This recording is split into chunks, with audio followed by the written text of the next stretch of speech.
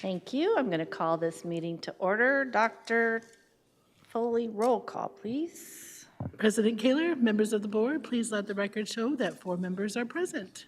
Thank you very much. And just so everybody realizes, Mrs. Anderson will be leaving sometime during the meeting because we also have our Williamsfield Senior Award Ceremony tonight, so she is going to go represent us. So if you see her leave, that is why. Thank you for doing that for us. We're going to have a moment of silence followed by the Pledge of Allegiance.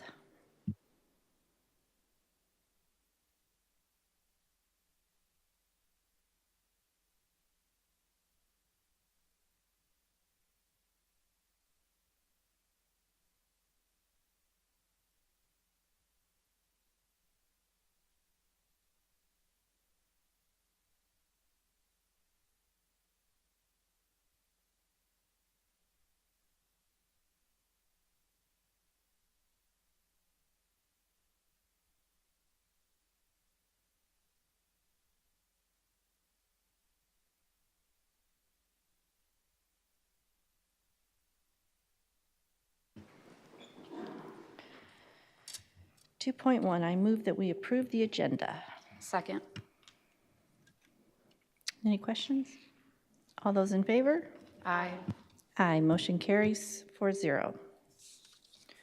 Next up, we are going to move into, at this time, this meeting will recess for the purpose of holding a public hearing on the revised expenditure budget for the 2021-2022 school year in accordance with ARS 15-905.01.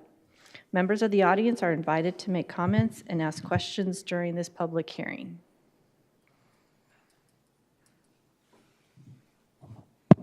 Mr. Moore. Good evening, President Kaler, members of the board. Tonight we are presenting the revised 2021-2022 Mno budget. So this timeline should look familiar to you. This is the timeline that we used in all our estimated budget implications for both the 22 revision and the 23 proposed and adopted budget. So we find ourselves on bullet 3 there with the May 2022. So as required by statute, we are by May 15th, we are required to submit a revised 2022 budget to ADE. This is the closest board meeting I can get to taking my time and revising this budget to be accurate for this year and then get that submitted to ADE with board approval. Next step will be our June, in which we'll present our 23 budget adoption. First will be our proposed budget, and then we'll adopt the budget at the following meeting. So as a reminder, the 2022 budget highlights include no anticipated additional COVID relief fund grant funding. We did face at one point in time that $1.1 billion in the aggregate expenditure limit cuts. That was passed an exception for this year by the Senate, and that was House Bill HCR 2039, and that was passed on February 21st. So that was a huge relief in terms of letting us use our entire budget capacity for this year. Also included in this 22 budget revision was the increase in ADM.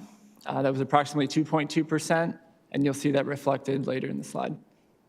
And also in this slide, we're reversing the plans to reduce the Mno to capital transfer due in part to our 2021 bond proposal not being successful. We do need to fund that middle school lease payment completely out of our Mno budget, and so that is also revised within this budget.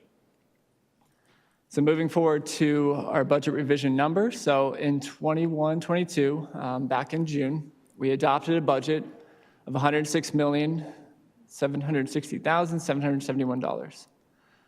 That budget, again, was adopted in June. We used various estimates to get to that number.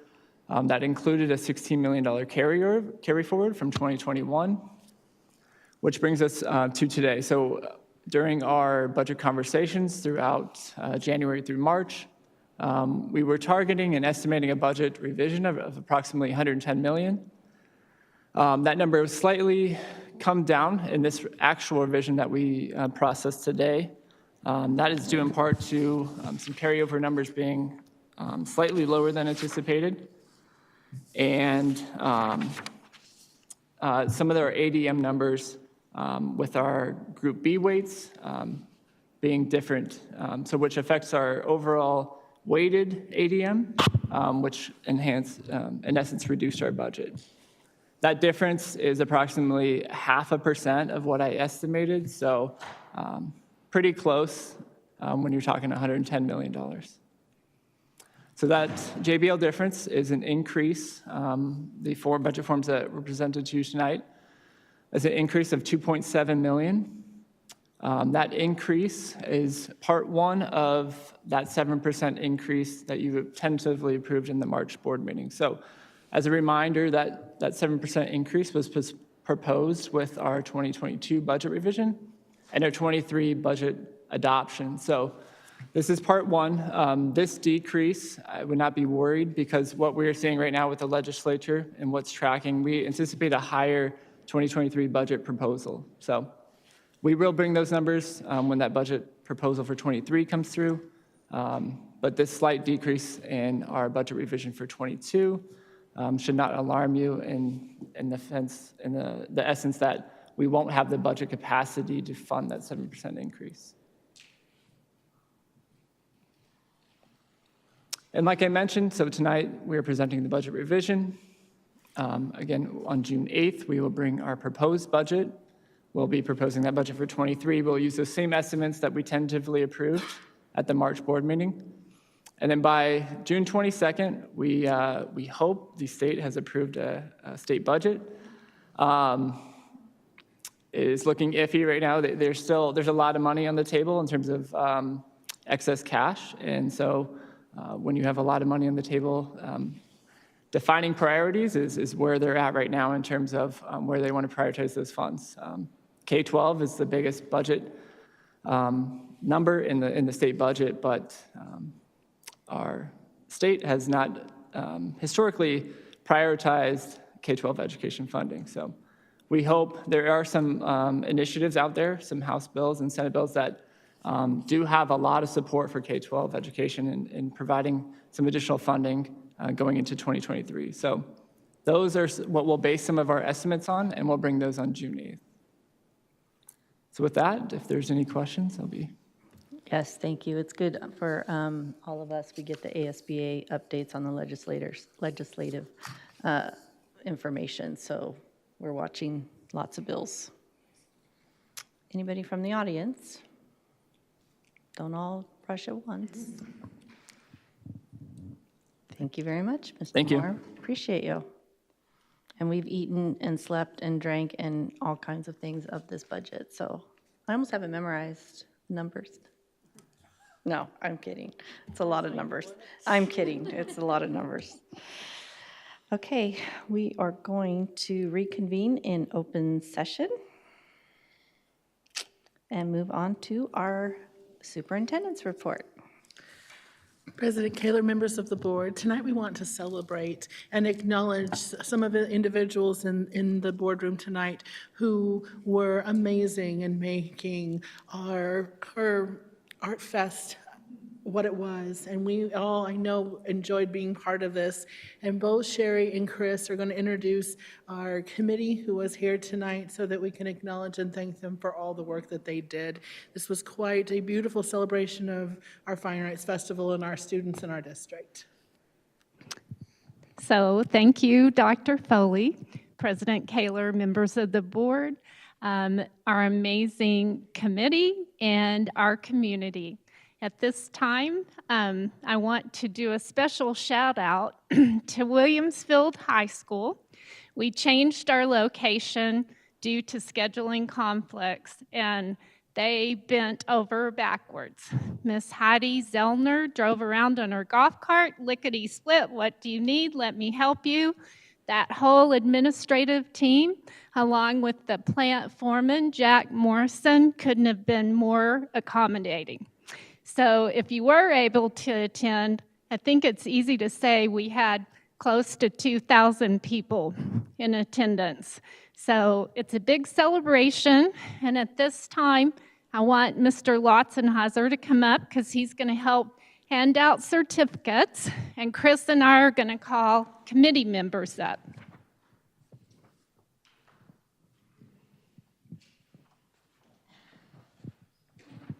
So when we call you up here, please stay up here. Don't run away, because you're going to get a picture with our amazing school board. All right, let's start with Katie Atkins.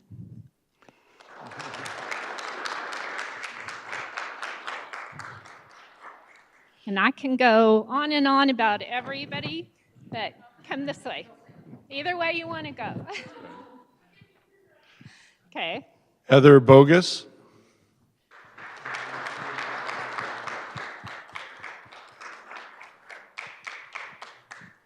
Mike Chismar.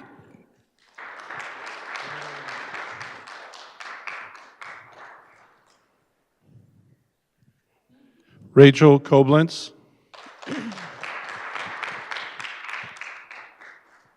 Janelle Coda.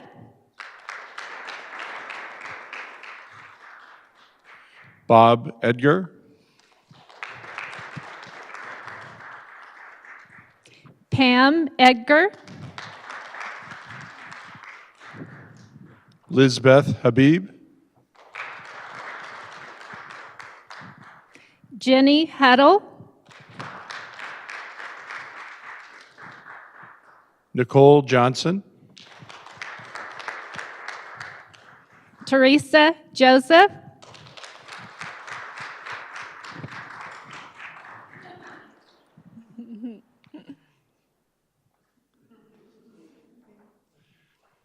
David Lotzenheiser.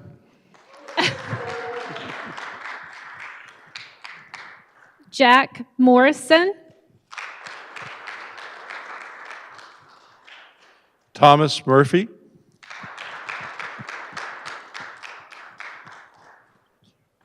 Kim Ohanian.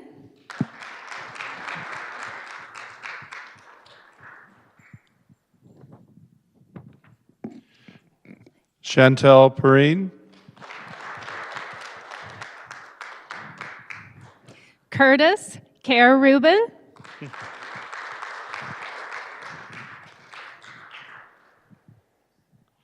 Sherry Richards. Thank you. Alexis Sanchez.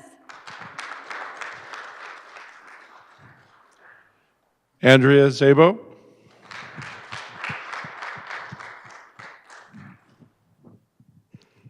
Chris Treat.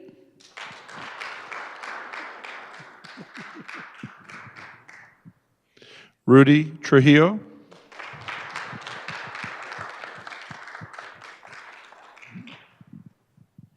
Mandy Verville.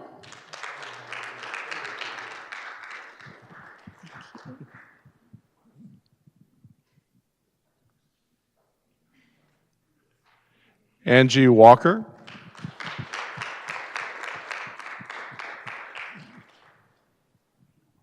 Vanessa Weaver.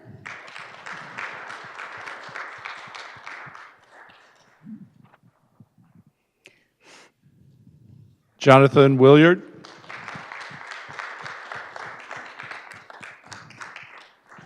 Heidi Zellner.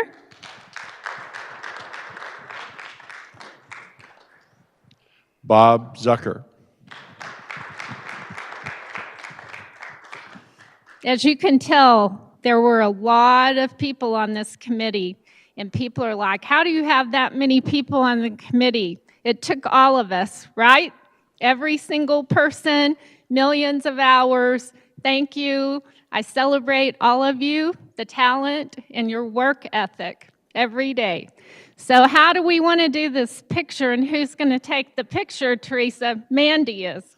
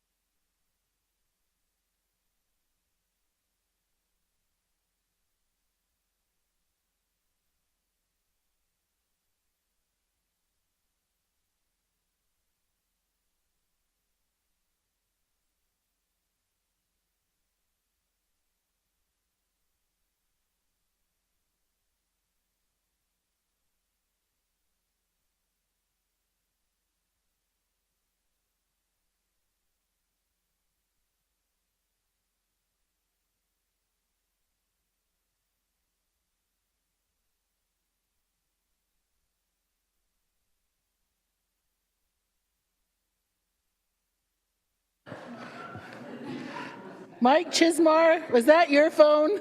I knew it. Thank you for being here tonight. We appreciate you and all that you do. We will continue with the superintendent's report. I just truncated a few of the big events we have. As you know, we literally have multiple events every night over the next several weeks, and we're doing our best to get to what we can get to, but as you can see, we have a few more very important celebrations, and we're looking forward to our retirement celebration tomorrow while we celebrate some of those who have been with Higley, who are getting ready to enjoy their retirement. So thank you for your support on all of the events and activities that we have had. Thank you, Dr. Foley. Next up, we have board comments. Mrs. Wilson. Thank you. We've been busy the last, I think, 2.5 weeks, 3 weeks. I was able to go to Gateway Point. They had a stay trip. And Wild Adventure came, and that was fabulous. Sauceman had a law enforcement day with Mrs. Kaler. We both attended, which was fabulous. They invited Queen Creek to Queen Creek Police Station. It's still kind of different to say police, over and had a lunch for them. Chaparral had Leadership Day. We also had Teacher of the Year, which I think we may have overlooked, that how great and fabulous that was. We had the Arts Fest, of course. Higley High School Senior Awards. We also had a drug talk that we were able to do here, a superintendent's visit, and last night HTA had a night of excellence that was fabulous. And honestly, everything I've been to has just been remarkable from our schools. So thank you to all the admin and all the teachers who are staying late and getting up early to make these events possible, because without you guys, we would not be doing this. So thank you. Go ahead. Mrs. Anderson. I was on my way to Target to, just background, to get something at Target, and I was driving by Williamsfield High School and saw a bunch of beautiful cars a couple of weekends ago, and zoop, and came back around, and they were having a car show. The band was having a car show there, and it was great to see all different ages. They're showing off their cars, young and old, and I just wanted to give a shout out to the sponsors that made that possible. They had awards for the people that went there and donated money and helped to support the band. I just wanted to make sure that everybody got recognized for that. Mrs. Kaler, I missed Yes, go one. ahead. I'm so sorry. go I ahead. also missed Bridges. I was able to go to Williamsfield High School hosted Bridges, Willy Wonka, and it was the cutest little play with the kids doing it. So I'm sorry, I forgot. I wrote all my things on their flyer and forgot them. So I want to make sure that they're shout out as well. Yes, there's been dance and shows, and just every night of the week there's another event in Higley that we could attend. And so we do appreciate being invited. Not that we can always all attend, but please know that we appreciate the extra efforts that go in this time of year to make all that happen, not to mention preparation for finals and graduations and everything else. So go ahead. I just want to say I'm glad they're all happening and they're all back. That's awesome. So it's great. Even though our calendars give me anxiety, then it's still great that it's happening. For sure. All right, we're going to move on to request to speak. We value input from our constituents. This time has been set aside for anyone from the audience who wishes to address the board. Please remember, this is not an appropriate venue to evaluate, discuss, or criticize district personnel. Policy KEB provides a process for complaints about personnel. Speakers should be aware that false statements about individuals may result in civil liability. Members of the board may not discuss items that are not specifically identified on the agenda. Therefore, pursuant to ARS 38-431.01H, action taken as a result of public comment will be limited to directing the staff to study the matter, responding to any criticism, or scheduling the matter for further consideration and decision at a later date. Please make sure you keep your remarks to 3 minutes. We're going to start off with Rob Landeryu.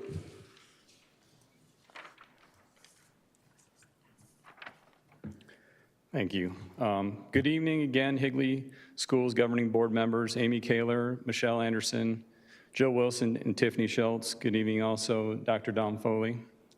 My name is Rob Landry. I'm here once again with my wife, and I'm choosing to speak my wife last time, in regards to the importance of teamwork and how it's not just a useful concept, but rather a necessity. I go further to say that for success throughout life's journey, for each and every person, regardless of age, we need to learn how to be a team player. This begins being mentored repetitively by adults in our young lives, parents, grandparents, aunts, uncles, teachers, and yes, those adults that become part of our world through extracurriculars like sports and coaches that lead one's, that's right, team. Regrettably, it's in reference to violations in policy that I know the district is committed to investigating thoroughly, even when it supports staff related like all coaching positions are. I submit staff conduct, GBEB, that cites, make the well-being of students the fundamental value of all decision-making and action, and maintain just, courteous, proper relationships with students, parents, staff members, and others.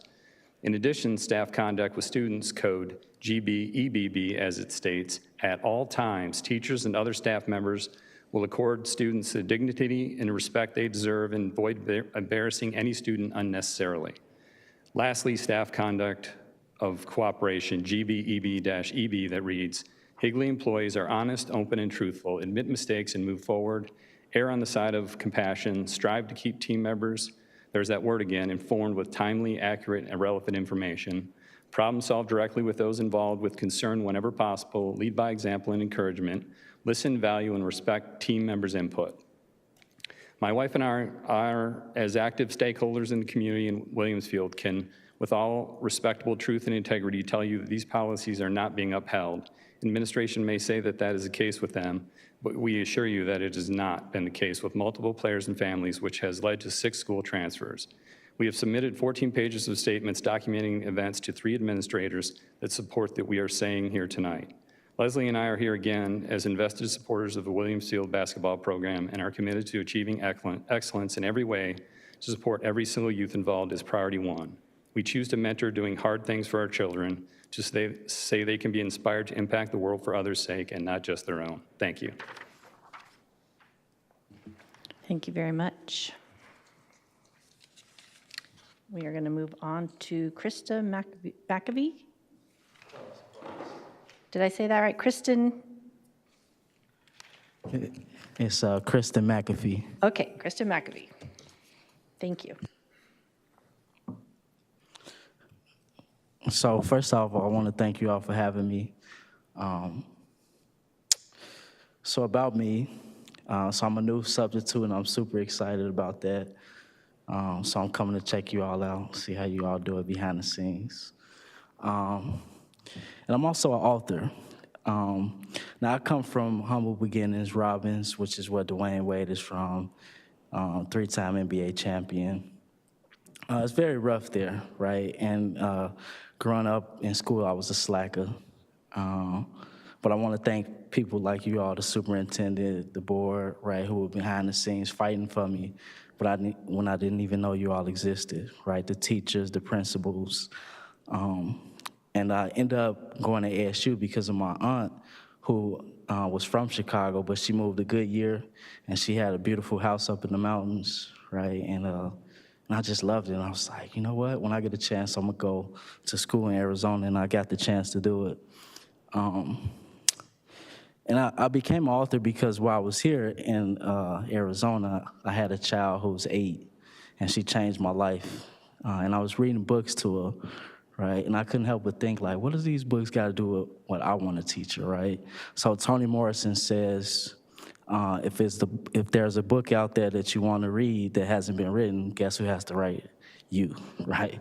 So this led me, I've been going to board meetings, and I was at one board meeting in particular where the superintendent was like, I don't have all the answers. We need more community engagement. We need more parents, kids, business owners, right? And I was like, wow, I feel like she's talking to me, right? I got to do something about this. So I wrote Superintendents Take the Best Selfies, right, in this whole school series, right, teaching about superintendents, right, and I want to give it up to Ms. Foley, right, Dr. Foley, because I haven't been to many board meetings and seen her people not sitting with the board, right, the superintendent, so I would say there's some humility there. But I believe I solved a 200-year-old problem. That's how long education's been around, about 201 years, public education. And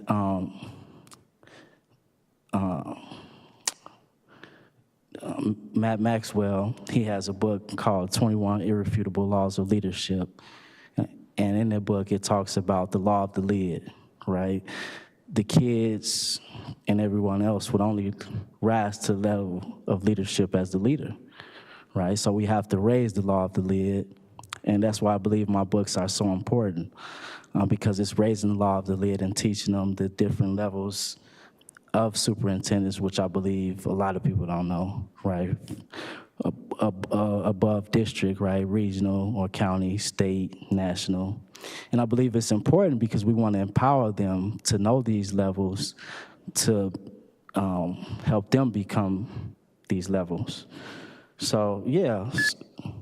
So I'm excited, and I'll share my books with you all. And, you know, education is going to be fun with my help or without it, but more importantly with it. So thank you all. Thank you.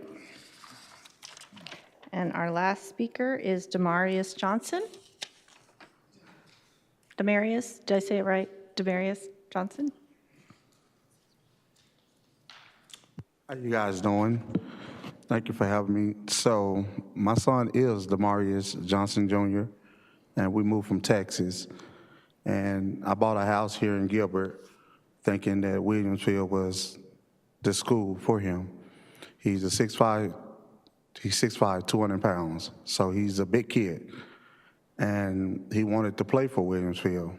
And I thought Williamsfield was the greatest program for him until I got there and things was different. My wife can't be here because she's at work, but I can't get deep into everything, but I think he was robbed of opportunity. And now he has to go to Perry, and we live literally right across the street. And it's just a lack of coaching, just a lack of everything, communication, just everything. And he beats himself up every day because he wants to be at Williamsfield. But it's deeper than that, and now he's at Perry. And I want him to be at Williamsfield because I think he's a great kid, straight A student. And I just think he got robbed of his opportunity. And I don't think that's fair for a 9th grader. And I'm here for my wife, I'm here for him, and I mean, I don't know where to go from here. I don't know where to start. I mean, that's where he wants to be. I bought a house in Gilbert for that, and now he has to drive 8 miles or so because of the program there. I mean, it's corrupted. I mean, I'm being honest, you know, coming all the way from Texas and trying to get him back there. And now he has to sit out his 10th grade year for that. So another wasted year. That's it. Thank you. I know that Dr. Foley and her team will follow up with these speakers tonight. Thank you.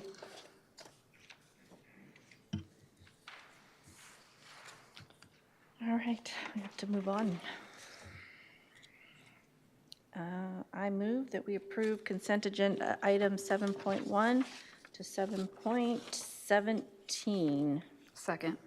Any questions or comments? I do have a quick comment, just knowing when we look at, make sure it's on here. 7.9, gifts and donations, that there's definitely been some improvement to our policy, our process, and our procedure when it comes to gifts and donations. We are following those better, and we have them in place. And so you'll see more here, the Buffalo Wild Wings, Chase Building Team, Centennial PTOs. All of our PTOs are following the process when they go to donate items to our schools, and Frank Garola from Gilbert Now for the Fine Arts. So we thank them for their generosity, but also knowing that we too on our end are doing everything a little bit better, a little more fine-tuned. So I appreciate that. Any other questions or comments? No, just that I appreciate the donations. Yes, Very much. they're very generous. All those in favor? Aye. Aye. Motion carries 4-0. All right, we are on to something very exciting. And everybody was given a QR code, so have that handy. And I'm going to pass it off to Tyler Moore for an update on our Higley High School project. Yes, good evening again, President Kaler and members of the board. I'm very excited to present this presentation tonight. It's an update of the Higley High School project, which is a culmination of numerous hours from input from stakeholder groups, which you'll see throughout this presentation. I believe this project is a representation of what our current administration is doing to be more collaborative and transparent with our taxpayer dollars in terms of having input and us being more transparent with how our money is being spent. So, Mr. Moore, can I just stop you right there for just a second? And I just want to echo again, this process was done so well. If anybody had anything to say, whether it was agree to disagree, no matter what it was, we welcomed that, not just one night, not just 2 nights. We had 3, we added 1. We had 4 nights of meetings to go over this with input from students as well as staff, as well as the community. So well done, Higley, as far as bringing everybody together to make sure everybody had a voice in this process. So thank you. there's also numerous surveys, so if you Mr. weren't Moore, even. sorry. Okay. I was at 3 of the 4, and it was fabulously, some more attended than others, but it was a good discussion. Lots of good discussion, lots of good ideas. Yeah. Well, yeah, there's also numerous surveys, and throughout this presentation, you'll see the level of input that went into the design of this project. And we'll continue to be collaborative in the remaining design and build of this project. So go to the next slide here. There we go. So our agenda, we have, we'll talk a little bit how this project was identified, a little bit about our decision process. I'll discuss the procurement process in which enabled us to gather the stakeholder input. It was a different procurement process in which we procured a contractor in the process in which we're going through right now, which allows for this initial preliminary input and feedback and back and forth to come up with a project that is both a culmination of something that's going to represent that site or sit on that site and be able to be used for a number of years going forward. We'll talk about the master schedule. I'll invite our architect up from DLR, Ms. Carmen Wyckoff, to talk about the master schedule as well as the stakeholder input process, which you kind of alluded to. There was a 4-part process to that. We listened, we presented options and what we thought we heard. We then went back, revised those options. We came with options with cost, and then we shared out those options. So over the course of those 4 community meetings, we went through that process. Well, also, the QR code that you mentioned is also going to be in our presentation, so if anybody online wants to follow along, they can also scan in. But we'll look at some of the schematic designs of the Higley High School Building Edition, and then we'll talk about upcoming dates. So first, how did this project get identified? A little background. Last fiscal year, during the 2021 bond proposal, the district adopted a new internal process for identifying and prioritizing major maintenance and major projects. The process looks at 3 main priorities, which include safety and compliance, school capacity needs, and long-term capital planning. Priority 1 states that the district will prioritize all safety and compliance projects first. This goes without saying, but we absolutely should have our school and campus safe for our students and staff. And so any capital maintenance or major project, obviously our first priority with budget goes to those meeting that priority. Priority number 2 states that the district will prioritize school capacity needs after safety and compliance projects are met and completed. So priority 2 is where the Higley High School project fits in. Last fiscal year, when conducting our internal site capacity studies and reviewing demographic reports, It was clear Higley High School was out of room, and that trend was going to continue in the future. The district was optimistically hoping to fund this project from the 2021 bond proposal. However, that unfortunately did not pass, so therefore the district moved forward with utilizing the remaining 2013 bond to procure an architect. And then we're using, as tentatively approved in the capital outlay plan, our capital outlay budget to cover the building cost. Priority number three. Priority number three states that the district will prioritize our long-term capital plan after both priority one and priority two are met. So again, I would like to say most of the time our maintenance department's budget is allocated towards priority three, but as you know, emergencies, new compliance standards, and all those unknowns have us constantly revising and reprioritizing our major projects and maintenance budget. So we are constantly ebbing and flowing through this as things come up, but this is our guiding compass, so to speak, and how Higley was funded, or not funded, but chosen to be the next project. So a little bit about the procurement process. First, we have a current RFQ from 2018 that is under a 5-year window, so that will be eligible for renewal in 23 next fiscal year for architectural services. On that RFQ, there's 3 firms, ADM Group, DLR Group, and Orcott Winslow. Since we have that RFQ, we could have just selected a firm and chose to for this project, but we actually went through another evaluation process. We submitted out to each of these firms a criteria of what we were looking to do. We then evaluated each of those firms. The architect committee consisted of interim associate superintendent Sherry Richards, interim director of support services Rich Dobson, purchasing manager Wendy Garrettson, and myself.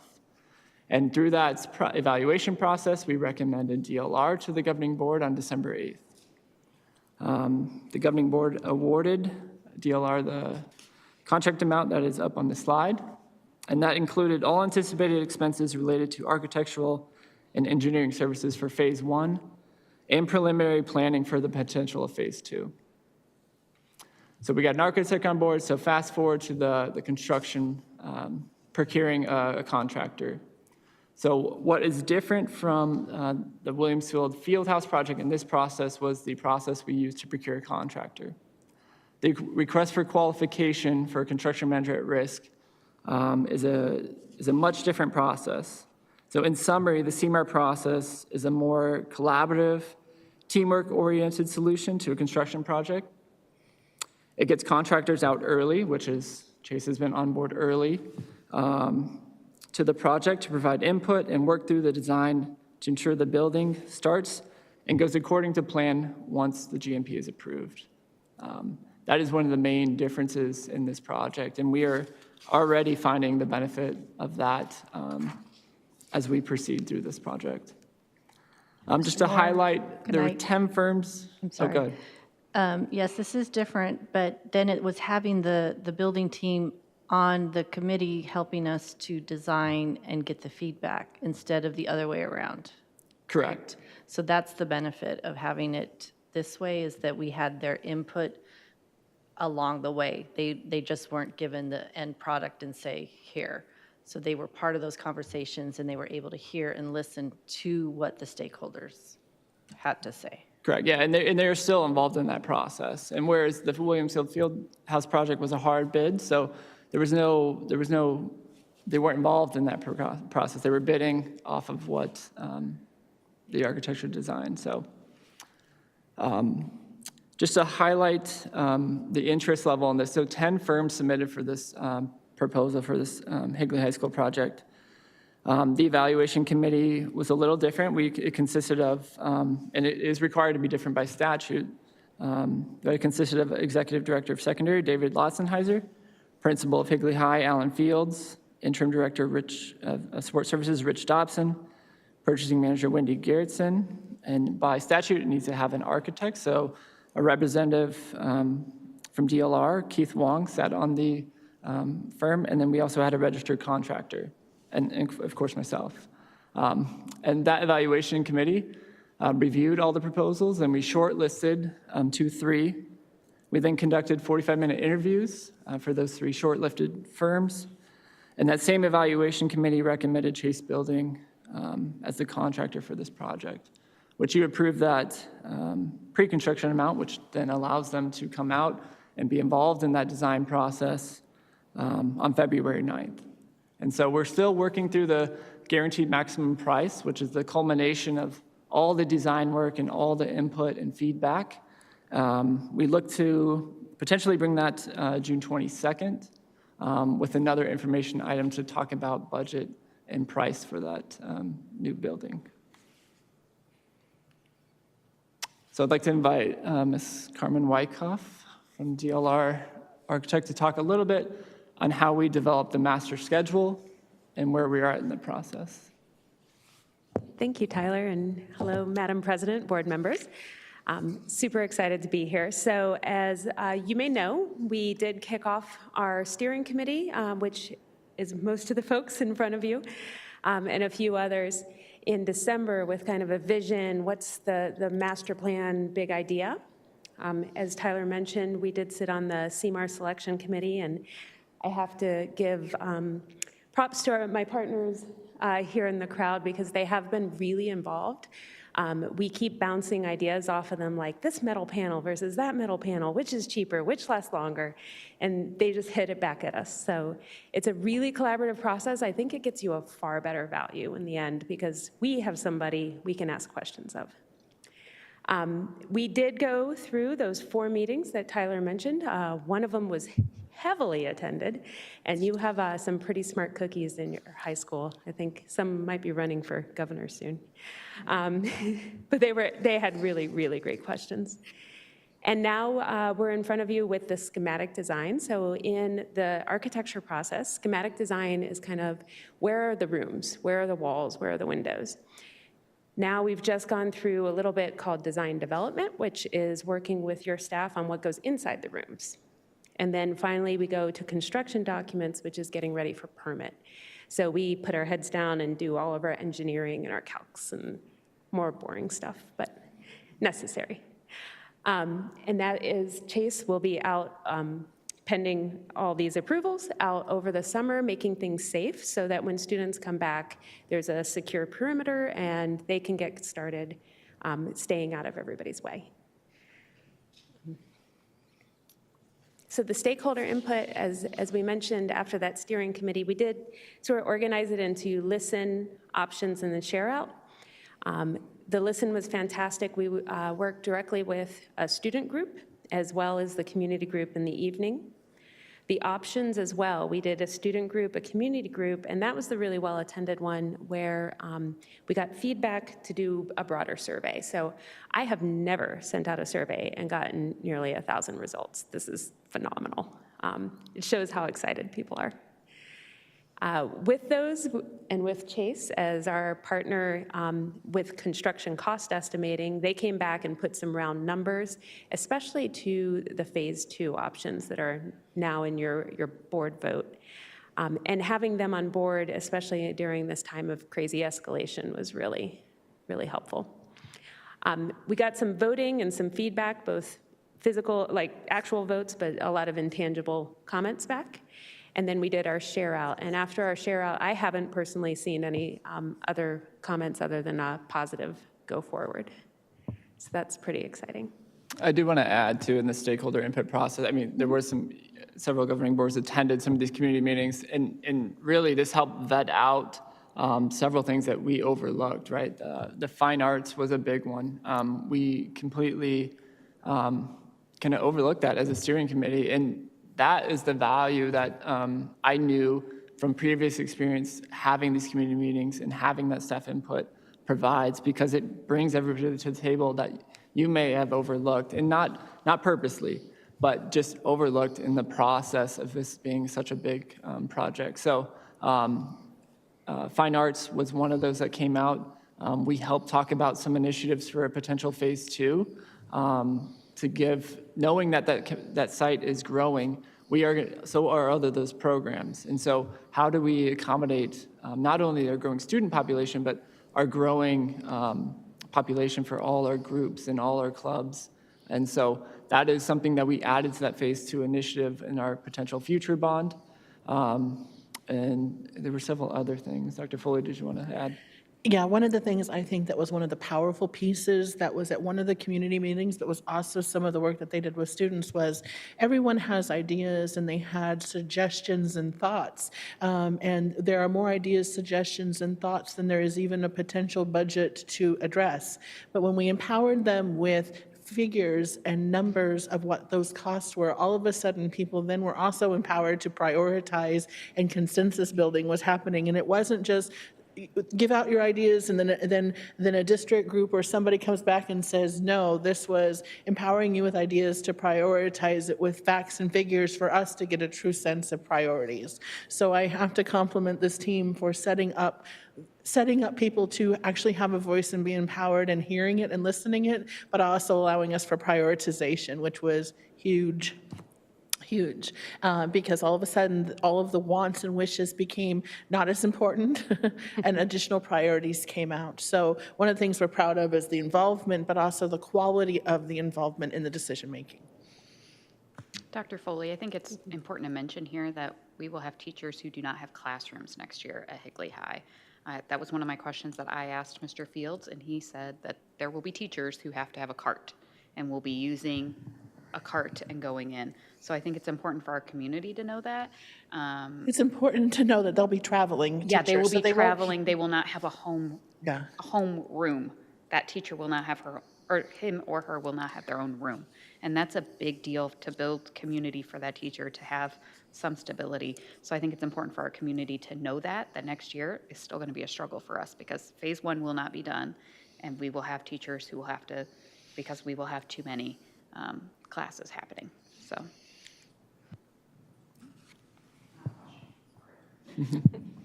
Yeah, thank you, Ms. Wilson. That goes back to the decision process too, and us identifying that early.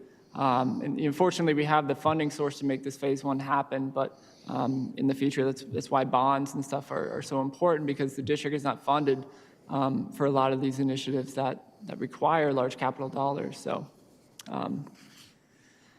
Now the fun part. So we do have a QR code. I believe we handed out to each governing board member. And I believe, like I said, online, you should be able to scan this QR code and jump into an interactive view of the Higley High School building.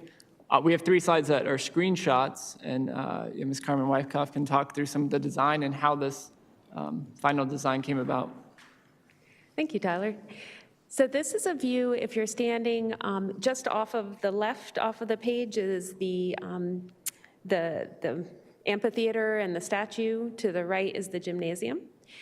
So the feedback we got from both your students and your community and your administration was pretty consistent. Make this building look like Parketta Higley High, but make it a little more modern and what you want Higley High to be. So you don't want it to stand out like a sore thumb, but don't just match Higley High. And so we took some inspiration from pieces that we thought worked really well, like the entryway to your cafeteria with the broad, big canopy. As you see there, we've got a canopy to the south and the west of the main entry, which also saves you on energy because you have that nice shade overhang. And then the classroom building itself being a pretty simple box for economy, but bringing in the slope that you see elsewhere on campus, as well as the metal panel that you see elsewhere. And then, of course, we've got a touch of color, which if you looked at the Phase 2 renderings that we did, the idea is if the bond were to pass, to kind of bring that touch of color throughout the campus. So that would help tie in the new and the old, energize it a little bit. So I hope the QR code is working. You always cross your fingers with technology. Can you talk a little bit about the larger windows and the voting and the feel for natural light that the students kind of aspired to have? I appreciate the prompt there. So actually DLR Group is the only architect that I know of that has done primary research. So anybody who got their doctorate in the room, primary research with peer reviewed. And some of that research was into what engages students and engages teachers, because that means less absenteeism and better graduation rates, all good. a lot of it's no-brainers, but it's really cool. The studies actually show that up to 16% of a student's engagement can be helped or hindered by the space they're in, which is stunning to me. And any way we can support teachers is amazing. So one of those things is natural light, view to outside, and nature is a big one. When you see the inside, flexibility and the ability to individualize your learning space can really help your engagement. And picture, I mean, when we were all working at home, sitting on our kitchen chairs and fidgeting all day because we're uncomfortable, I'm sure our work productivity went down a little bit. Students aren't very different. So those are the sorts of things that we like to bring into our design, such as the large windows. Newer windows also block a lot of sunlight and glare, so I wouldn't worry about the heat from, you know, your super old windows that you're used to some places. So this is upstairs. The railing you see there is actually a little overlook to the downstairs collaborative area. And in order to, every step of the way, our discussions were how do you get those breakout spaces, that collaboration, that all the good project-based learning, and all the supervision you need in high school. So part of our design and the way it angles is to have no hidey holes, no weird crevices, right? But at the same time, get that view out from the classroom so that you could send a kid out to do a retest or a reteach or a project without worrying. And so what you see there is kind of the collaborative area, a connection to downstairs. The superintendent, or the principal is planning to put a staff member, like a career counselor downstairs. So outside of the classrooms, there is an adult eyes and ears on the area, even when class is going on. Any questions? Okay. Few of us are super excited about this. This is the upstairs lecture hall. So this is the size of about a double classroom. It has some good storage so that you can take away tables and tuck them away if you're using it in a very different capacity. It also has an amazing connection to the football field that we're looking forward to. So this could be a really cool after-school space as well as a full-blown educational space during the day. And the feedback we got from teachers is a double room like this that is acoustically separated from, you know, the rest of the school is a great place to do a collaborative let's say a project between math and science where you need to get two classrooms together, or a club activity, or student government, all those sorts of things where one classroom is a little tight for everybody. And moving it upstairs, the balcony you see out there is actually an exit pathway, so everything does double duty to stretch our budget, but certainly it would provide kind of a nice overlook during sporting events. Any questions about anything so far? Dr. Foley, was this campus that had a teacher volunteer to teach two classes in the same time? Was there a teacher? Yeah, I thought it was Higley High who had to, yeah, she had to, we had a substitute issue in January, and she decided to teach two classes at the same time and had to move into a big classroom. And I think this classroom would be really ideal for something like that. Just for our community members who maybe don't realize that we have sometimes that happening, so. President Kaler, Board Member Wilson, one of the things we know from an instructional standpoint is that having multi-purpose space that can be used for multiple factors, for multiple reasons, is an essential component. And when you're tight on space and don't have flexible space like this, it limits options. So this allows multiple flexible options for various scenarios and situations that might arise.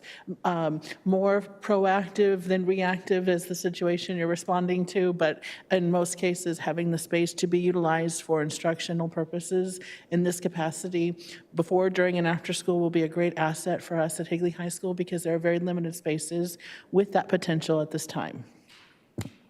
And Dr. Foley, this would look similar to Williamsfield in some capacity, this classroom with their one big classroom, correct? Mm-hmm. They have that one classroom that we built a few years ago, 199. Is that correct? The lecture hall, It would mirror like in that room way. 199? Yes, isn't it 199? I'm like, I So- think it's called 199, but I can't really remember. So this would be very similar to that. Correct. And trying to mirror our campuses. Thank Correct. you. So as we look to some of the upcoming dates for this project, I believe I want to invite up our contractor with Chase Building, our project manager, excuse me, Mr. Patrick Shepard. Yeah, so President Kaler, members of the board, appreciate the opportunity to represent Chase Building team tonight. A couple of my colleagues are here in the audience, and we certainly have a very robust team back that is absent that has helped us through this process. Tyler touched on a lot of the how. Carmen touched on the what. I get to touch on the when of what's happening now with your new classroom addition.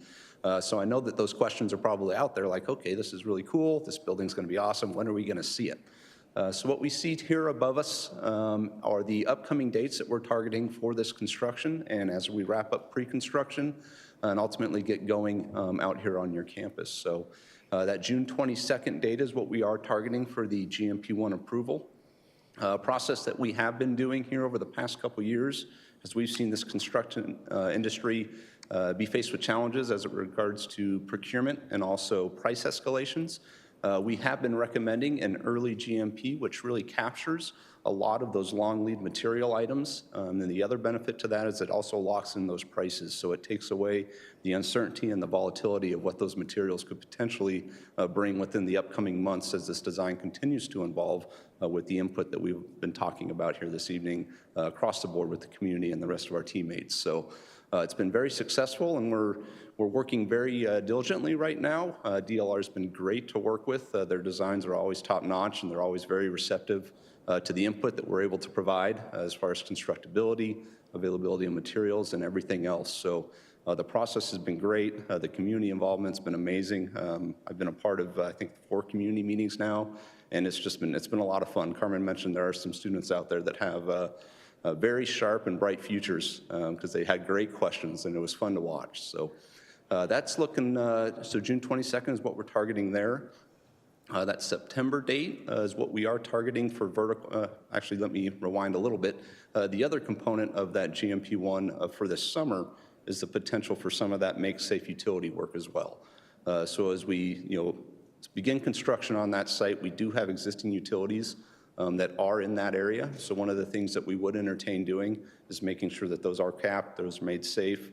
It eliminates all the utility disruptions during the course of the school year that become very problemsome. So we do like to propose taking care of those as well, if possible. So that really allows us to roll into that September date where the Gmp-2, which would be the balance of work, as that design is completed and we move into the final construction documents, we would ultimately present that final GMP, which will also be presented as a conceptual estimate detail as a part of that Gmp-1, just to make sure that we all understand that we are in alignment with that overall project budget. So pending those approvals, September 22nd would be our first event that we like to have, which is that groundbreaking. It's just the excitement. It's really kicking that project off and then ultimately going vertical with that classroom building. There is one date that we don't see up here that we are excited for the potential passing of a bond in November, which could lead to some additional work that we would love to partner and complete concurrent with this classroom addition as we move through into that potential phase 2. Again, hopeful that happens, but we will see how that goes. And then finally, we would target next summer for the completion of that project and ready to turn over for the fall of 2023 school year. And that's where we stand today. Are there any questions?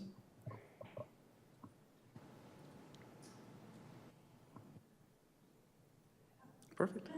Thank you. And just to add, GMP means guaranteed maximum price. So again, through this procurement process, we would, both our architect with Carmen Wyckoff and Chase are working diligently to stay within our $10 million budget. And once those GMPs are approved, there are rarely, knock on wood, any change orders. Because of this process, we vet out all those potential issues. So I can tell you right now, we are still within budget of that $10 million. So it is progressing nicely. So very excited to get the groundbreaking underway and move forward with this project. So, Mr. Moore, a quick question. This would include furniture as well?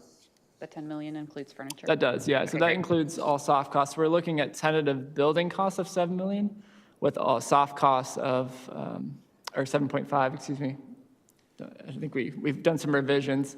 and with soft costs coming in as well in there. So that 10 million includes everything to make that building operational.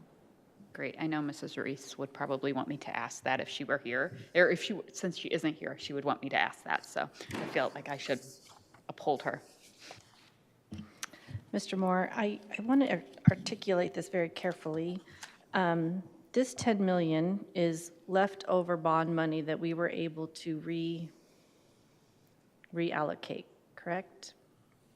So this project is being funded partially from the 2013 bond allocation. So we have approximately, yeah, after, we're still waiting on the final payment for the field house. But after that payment, we would approximately have 2.5 million left.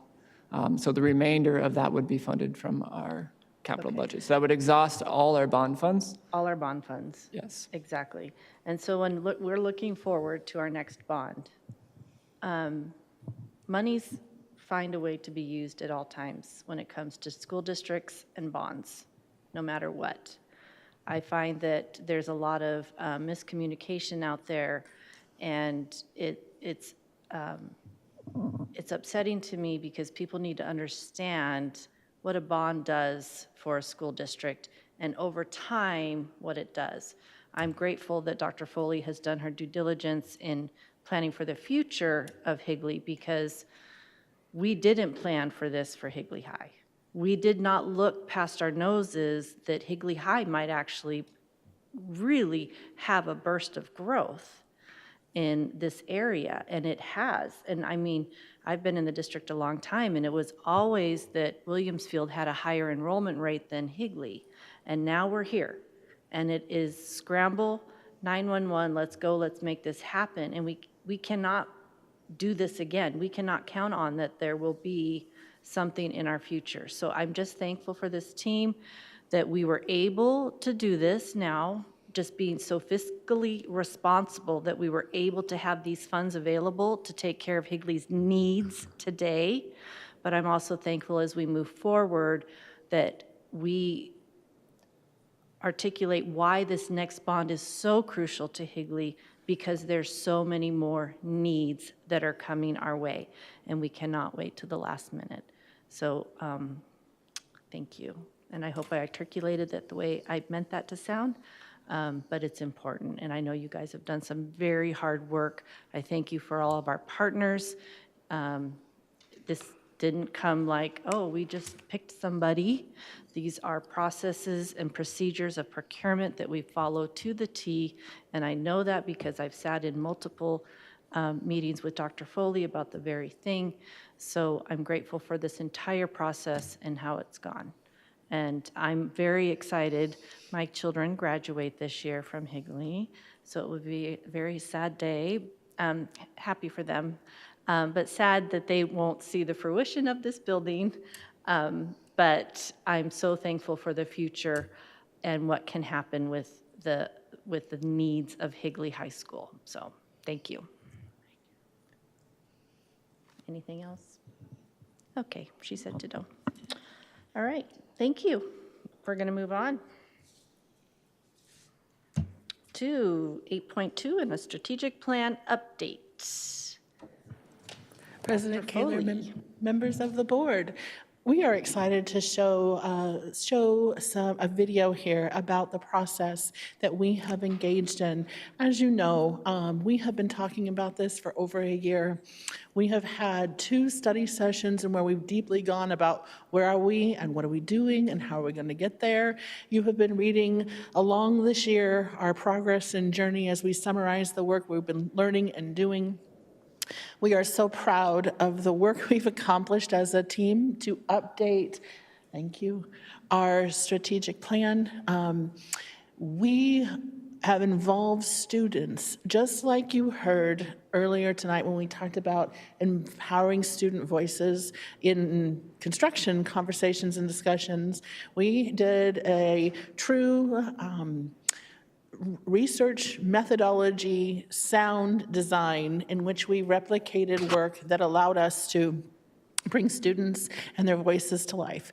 What we've done is we put together a video that is actually a modification of what we shared with you at the retreat so that you can actually see some of the footage as well, not only from what we did with students, but also what we did with adult stakeholders in addition to all the work that was done with surveys.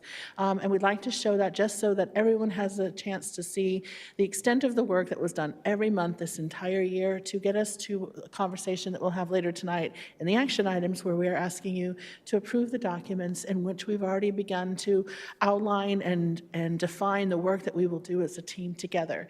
As you know, in education, and President Kaler, you eloquently stated it, if you are not six months ahead, you're already a year behind in the world of curriculum.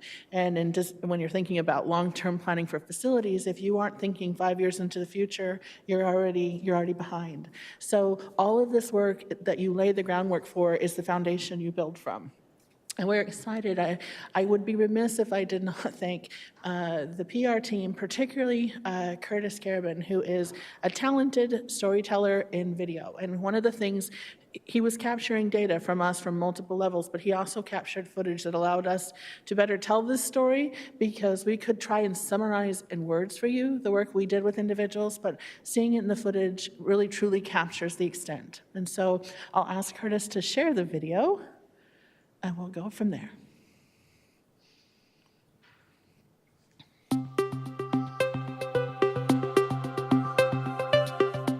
Hi, I'm Dr. Dawn Foley. I'm the superintendent of the Higley Unified School District.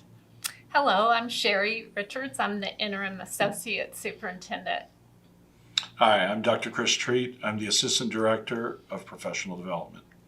And we are excited to share with you the process that we have been on this year as we update our strategic plan for the Higley Unified School District. This past year, we did a lot of work with the process of updating our strategic plan, from having important dialogue with our governing board to determining a grounded theory methodology. We work closely with our admin team to define and outline our district core values, to identify how we were going to capture various stakeholder feedback from a representative sample across the district. To us, our priority was making sure that our student voices were heard when we updated our strategic plan.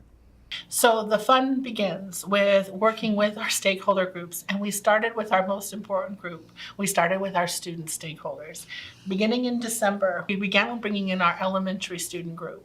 And this started on a day where we had a whole group in our room with us in the governing board for a day of dialogue and an interaction. And a student started off by saying, Dr. Foley, school districts are nothing without their students. And it's a good thing you asked us here today because we can tell you what needs to be done.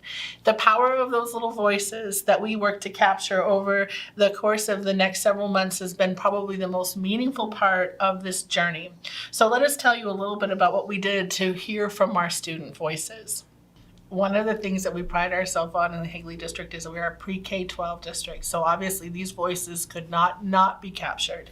And one of the joys that we had that day was when we went to visit with these students. We had a preschool student who had also her 2-year-old sibling. And so after she sang to us and shared her voice and perspective with us, she also outlined for us the things that would be essential for us to ensure her 2-year-old sister would know and be able to do by the time she came to preschool. This may have been one of the highlights of the whole year, is going to the preschool and hearing from these students what they love about school. Dr. Foley participated in discussions that included rock, paper, scissors, what are your favorite things, and also, can I hear your voice? One of our students actually began to sing to her. They had great input for us, and we thoroughly enjoyed hearing from them. This is where it all starts in our preschools, and it goes all the way up through our secondary. One of the strategies that we use with our students was thinking maps. This is an instructional strategy that we have used district-wide, and our students are very familiar with this. Our principals were really instrumental in helping us. We wanted representation from every program group across the district, and they helped ensure that we had those students in the room. And the students are familiar with this thinking map approach where we frame an idea for them, these strategic anchors, and provide the opportunity for them to share information with us. Each student is empowered with a pen, a red pen and a blue pen. And when they would rotate around the room, they were given the opportunity to share experiences or thoughts that they had about this, and they color-coded it. The blue showed us an opportunity for this was a positive experience that they had or something that they wanted to highlight or keep that they wanted us to know they had experienced. The red was something they felt we needed to do differently or an example of something that needed to change. And when you watched this room happen, you saw everybody engaged. Everyone had a pen and they were working and they were writing. We also saw validation of thoughts and ideas. When someone read something someone else had written, and if they agreed, they accentuated it, started for us to know that they agreed with this. This way, their thoughts and ideas were being generated and not limited to only the voice who was speaking at the time. And you can see very clearly our students were not shy about sharing with us their thoughts and opinions. We also found, though, that out through this silent discussion, it allowed us to get all ideas down. We then evolved this into a whole group discussion where we had the opportunity to engage our students with thought-provoking questions around our portrait of a graduate. What have we done to prepare you? Where are you wanting to go? What do you feel about these words and these terms? What do they mean to you? And obviously we were able to capture some very meaningful dialogue and conversations at that time. So we've gone from silent discussion to whole group discussion. We then engaged students in interviews where we would pull them out and have conversations with them. When they were engaged in interviews, they were also engaged in a Flipgrid activity where they were using devices to engage with each other and share more information from their perspective about the strategic plan while bonding with their peer groups from across the district who came to provide this information. We were now able to capture data from them verbally, written, through video, so that we had an opportunity in individual, small group, and whole group settings to capture everyone's thoughts and voices around the themes of our strategic plan from their perspective and experiences as a student. And so here we see the process of students using the thinking map to define the particular goal in context based off of their own experiences. Red meaning things that they felt needed improvement or changing, and comments that they wrote in blue were positive experiences that they had surrounding that particular goal. As you can see, kids were thoroughly engaged in this opportunity to provide feedback. We saw amazing things from the elementary students and our secondary students as they worked through this process. As we know, there is nothing more powerful than hearing from the mouths of babes. And so at this point, we want to share with you a couple things our students had to say. I like how the teachers interact with the students and how they create different activities that aren't just like fun, but also are creative as well. I've grown up in Higley Unified School District. I've been here since kindergarten, and I really love the atmosphere it brings. I know compared to my friends who are in other districts, they don't have some of the opportunities that we have, and so I think the community, the teachers, the staff, the students all have just been so amazing my 12 years in the district. I think this is a really good opportunity for students to come and share their opinions and thoughts, so thank you. HUSD is a great place to be, man. Honestly, I can't really think of a better district right now. So after we had collected all of this rich data in the form of feedback from our students, our employees, and our representative parent and community members, we took the information that we had learned thus far back to our admin team. And together we explored what were the essential elements of a successful mission and a vision to help us update our current mission and vision to align with the information we had captured. We then brought in a focus group of individuals to once again look at the work that we have done thus far, but to capture more conversation around the work of our portrait of a graduate and engage in discussions about what are the desired skills, abilities, and attributes that we want for our students in the Higley district. We then took all of this feedback and updated our drafts. We then shared these drafts with our governing board at a retreat in April to once again garner feedback and to share the journey of the process that we've been on this entire year. We now have updated our documents, and we have our Higley core values, our district's updated strategic plan for the 2022 to the 2027 school year that reflects our updated mission, vision, core values. We also have updated our strategic anchors and the goals and indicators of the essential work that we will do collectively over the next several years to help us ensure that we meet our district's portrait of a graduate that now has identified a who, a what, and a how. We are excited about the work we have done and are looking forward to implementing this important work together over the next several years.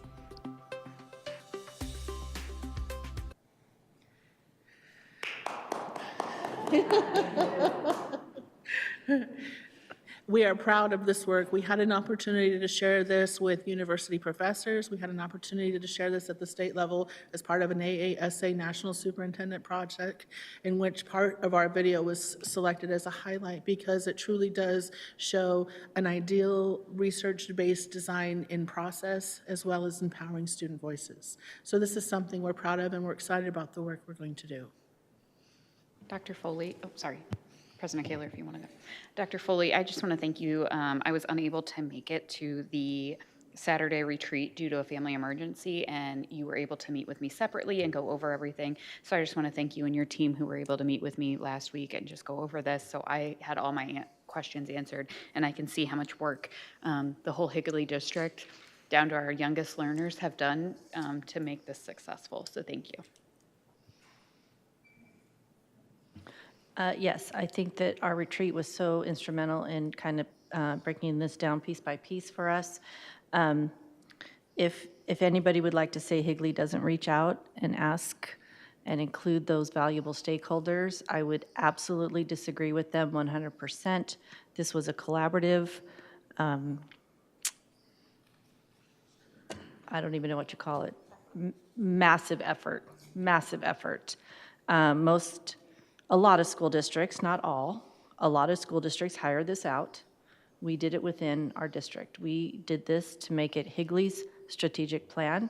And I know that we even talked about at our retreat how this is not just going to be a document that sits on a desk. This is going to be a document that is going to be passed on to our administrators, and through our administrators down to our staff.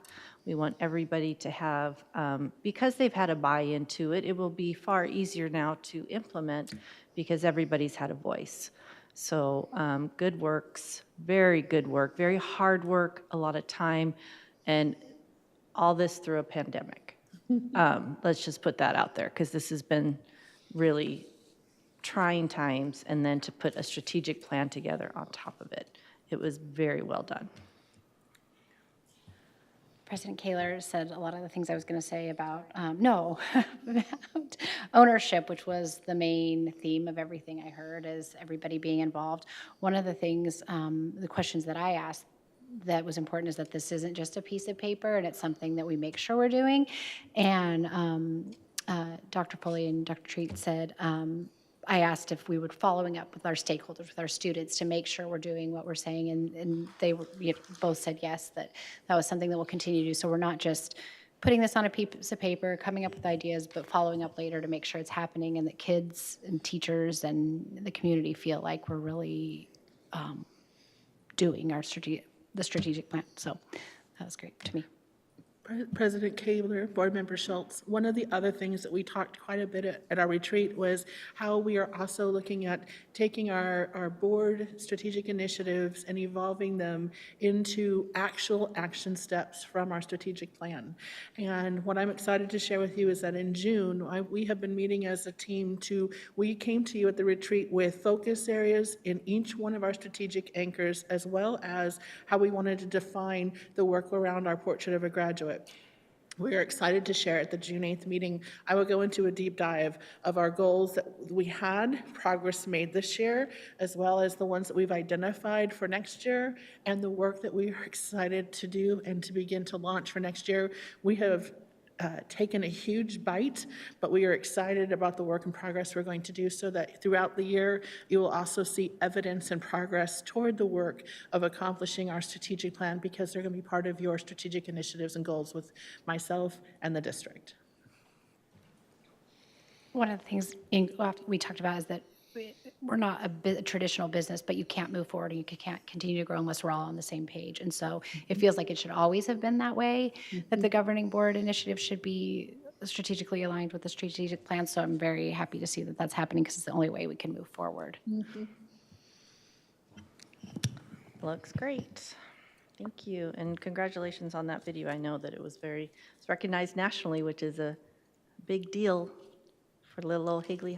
It helps when you have a talented PR team. Yes. And a beautiful videographer, editor. And cute kids. It's a skill. It's nice to have those skills. And precious kids. Precious, they were, definitely. Okay, thank you, Dr. Foley. We are going to move on to 8.3, and this is just a little update that Dr. Foley wanted us to see today. President Kaler, members of the board, tonight, one of the things that we have up for an action item is, as you know, we've been working really hard on our policies as well, and updating information that comes to us from ASBA, but also making sure that any policies we have are aligned with appropriate definitions, practices, and policies that we have in place. We actually had a very detailed work study at our last meeting on the first two policies, as you see here, as well as two additional policies that were a part of the policy work we've been doing in updating. Both the student discipline and child reporting, child abuse / protection would be making sure our policy is now reflective of the ASBA's policy recommendation and updates, which come various times as legislation is updated and those policies are revised. So again, this is moving forward with more of our work on updating our processes and procedures. And again, this goes back to following closely what's happening at our state level can affect what happens at our level. And unless we have all of our ducks in a row and making sure that our policies are in place, yeah, it's super important. That's the job of this board, is to make sure that our policies are up to date, and a big part of our job is to make sure our policies are up to date. So appreciate the time that went into our work study just a few weeks ago. And yeah, it was a lot of information that you shared with us, so we appreciate that. All right, moving on. We're going to go on to 9.1. I move that the governing board approves the 2022-2027 Higley Unified School District Strategic Plan. Second. All those, or any questions, concerns, comments? I think that's what I love about our whole process now too, Dr. Foley, that we have been implementing and following, is that we have already, by the time things come to our action, we have already reviewed them. We have talked about them in a work study. We have seen them multiple times. This is not brand new information, make a vote. We have had this information for weeks and weeks to chew on, and we're able to contact you if we have questions about things. So thank you for that. And so with that, all those in favor? Aye. Aye. Motion carries 3-0, but I know without a doubt that if Mrs. Anderson and Mrs. Reese were here, they also would give their full 100% support. Okay, next one. I move, this is going to be 9.2. I move that the governing board approves the policy revisions as presented. Second. Again, we have chewed on this for a few weeks now. If there was any questions or concerns. All those I just want to say. Yeah, go. There's some talk about curriculum and what's happening, and what schools teach, but this was open to the public for a month, right? Over a month to come. What? Oh, sorry, I'm on the wrong. She's moving ahead. Sorry. That's okay. Been there. All those in favor? Aye. Aye. Motion carries 3-0. Now we're going to move on to the purchase. It is recommended that the governing board approves the expenditure of $1,798,623.24 for the purchase of the science adoption curriculum as presented. Second. Now can I make my comment? Now we then you can make some yours? comments, Kate. Go ahead. Go ahead, Mrs. Wilson. I actually had a chance to come in and look at the curriculum. I think I may have been one of the only people to come in and, Mr. Treat, am I correct still? I checked last week, but I was laughing when I looked. You are correct. Okay. I did get, I'm sure others have been able to check it out. Teachers did come in before me, but as a parent, I was a parent who got to check it out. I was excited to see that we didn't go with just one and had to stay in that box of just one book for the whole K-12 curriculum. And I really did enjoy that the teachers got to pick what they wanted since they got to look at it. Since they have to look at it every day, and as a parent, I get to look at it, like, hopefully very little.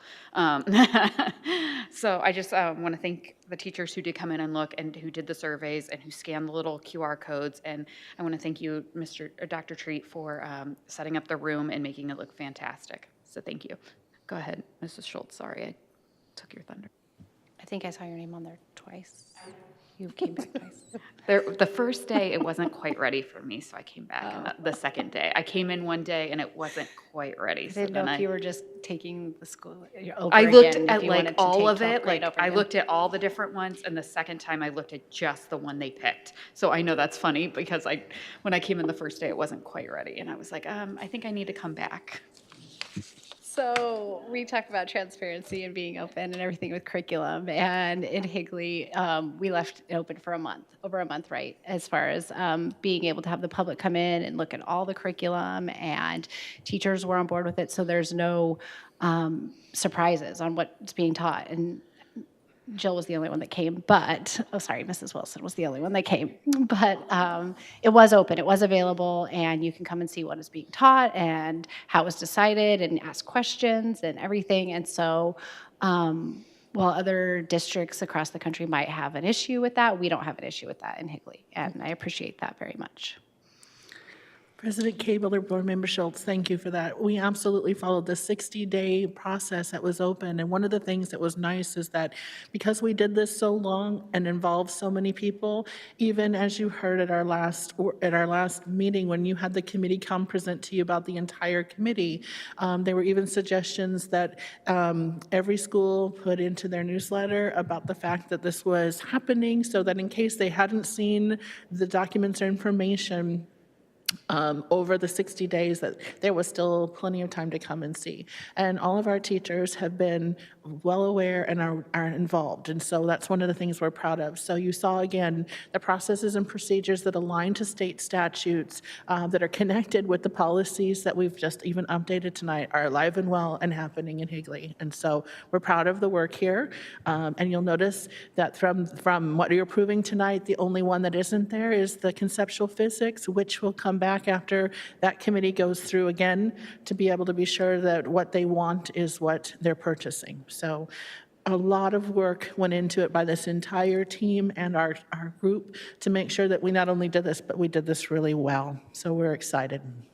I'm sorry, I know I kept saying 30 days, but 60 days. I need more coffee, so I apologize. So Board Member Schultz, it's actually been open for longer than 60 days. We chose to keep it from the last board meeting open until now, too. So because of spring break, right? We kept it open from what? Because of spring break to adopt. Okay. Right. But I'm just saying we've had it out there. And this goes back to, again, I feel there's just miscommunication out there. And any chance I get from here on out, we need to be correcting and letting people know this, again, was a by the T process. Nothing was hidden along the way. Every teacher in Higley Unified was involved in this process and invited to this process. Parents were invited to this process in our district. So, and again, one of the jobs as a school board is to adopt the curriculum, and it's up to the district and the teachers to present the state standards in the classroom. It is not our job as a school board to dictate what is taught in the classroom. We help approve this curriculum so that our state standards are what are taught in our classrooms. So I'm excited for this. It's been a long time needed, and we are grateful. President Kaler, if I can add to get into the party. You can add whatever you need, Mr. Moore. This actually came in under budget. We set a budget last fiscal year of 2.5 million. You'll see you're approving an expenditure amount of 1.7. So Even with the addition of conceptual physics, we are still going to be way below well budget. under budget. Way yes. below budget, yes. And we appreciate always a below budget estimate. President Kaler, Yes. I remember the question was asked when we adopted our last science curriculum. And I went to a school last week, and I happened to be in their library, and they were collecting the old books to send to the warehouse. And I opened the book and I can't remember what the date was. It was either 2012 or 2008. It was a very long time. Do you remember? Did you look? Did somebody else look? Okay, I'm like, I will. It's prior to 2012. Okay, so maybe it was 08. It might have even been sooner than that, because I laughed because we had, I believe Mrs. Reese had asked what year we adopted it. And so just a little information. It had been a very long time, so this is a very well-needed update. So, all those in favor? Aye. Aye, motion carries 3-0. And again, I know we have the support of our missing board members on this, as well as they were very much informed on what was coming our way. Next up is 9.4. I move that the governing board approves amendment number 1 to the intergovernmental agreement between Maricopa County Community College District and Higley Unified School District as presented. And go ahead. Keep going. No, go ahead. Second. And you can kind of read above here what this is about, is to make sure that our online delivery of dual enrollment courses, this opens up doors for more ability in our virtual academy for us to offer dual enrollment, which I know was, it was coming. Our virtual academy is just 1 year old, and so we are still growing and, nurturing that. And this is just another step in offering some of those opportunities to our online learners. Any other questions, concerns? All those in favor? Aye. Aye, motion carries 3-0. I move that the governing board, I should be saying this, 9.5. It is recommended that the governing board approves the revised FY 2022 budget as presented. Second. If there's a question, no, there should not be any more questions. We have, as Dr. Foley would say, we have massaged this many, many, many times over the last President Kaler, do you know all the numbers? No. Do you have them memorized? No, but we may not. All those in favor? Aye. Aye. Motion carries 3-0. I should say I appreciate that we go over it. Yes, we have gone over it enough times that we have been able to be fully educated in all finance, and we appreciate you, Mr. Moore. Yes. We don't joke. It's not a joke. It's serious business, and we appreciate you. Yes. Okay, our favorite. I move that the governing board reviews the current 2022 political agenda and reaffirm the top 5 priorities to the ASBA Legislative Committee by Monday, May 23rd, 2022. Okay, that's, Make a motion to change. well, we're going to, if we could pull those up. Oh, can we do the other one, please? I'm sorry. Thank you, Curtis. I don't. Is it in there? Oh, I think he had it up. I think it was the previous one, wasn't it? was it this one? Yeah. 'cause Yes, it's- okay. Is it? Oh, this one. Yes, so for Mrs. Reach, who's looking at me like, what are you doing, Mrs. Kaler? We would like to remove, we're going to remove COVID as number 1, and then move all those up and we're going to add that we fully fund kindergarten. All day, I'm sorry, all day kindergarten. I'll second that if we need to, but my mic is no longer working. It's flashing green. Well, I can second. Do we need, yeah, do we need a second? I don't think so. We just give you the top 5 that we would like to submit, and then she submits them, and we just vote yay or nay on those 5. Okay. Any questions or concerns? We are going to submit.